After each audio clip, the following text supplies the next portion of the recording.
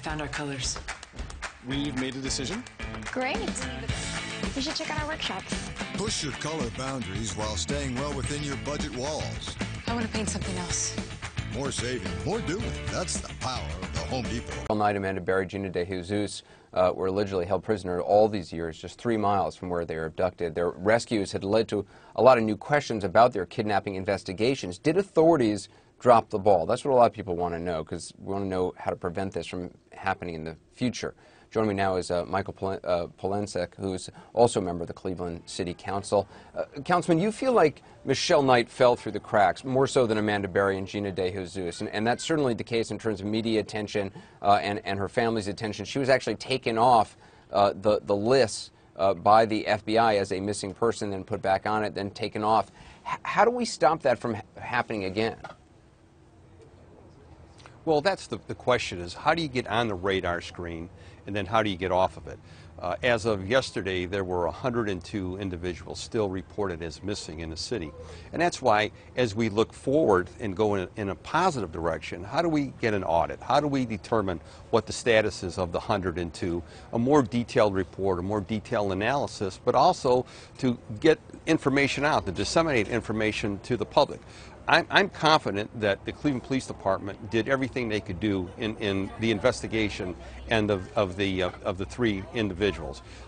In the Michelle case, clearly there is a question why police recommended it come off in 2003, and that's something obviously we're going to be asking, and we need the chairman of the Public Safety Committee, Kevin Conwell, will be asking for those questions when they come to the table. But we have to look at the bigger picture, and that as we go forward, there's 102 out there. We need to get a status report. We need to know the circumstances, why so they're missing. You want an audit of all the missing cases. You want an audit of all the current missing persons cases in Cleveland. That's right.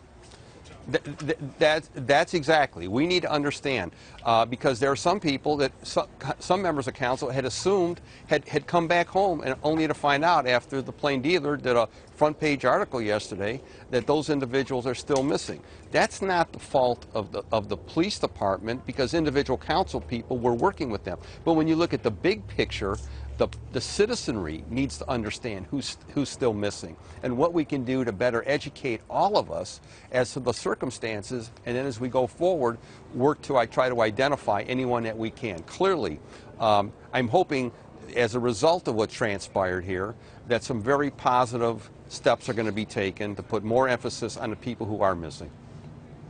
And we know that if somebody's over the age of 21, if they're an adult, all too often they are treated very differently than a missing child, because they're adult and maybe don't get the same level of attention, and that certainly seems to be what happened with Michelle Knight.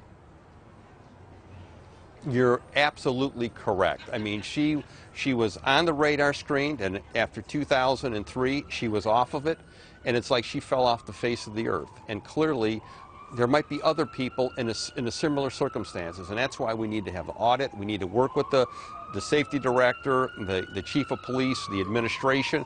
I'm confident that the Jackson administration has done everything possible to pursue people who are missing. But we've got to look at the big picture, come up with a better plan, a better way to disseminate information, and in the long run, we're all going to be better off, just not here in Cleveland, but across the country.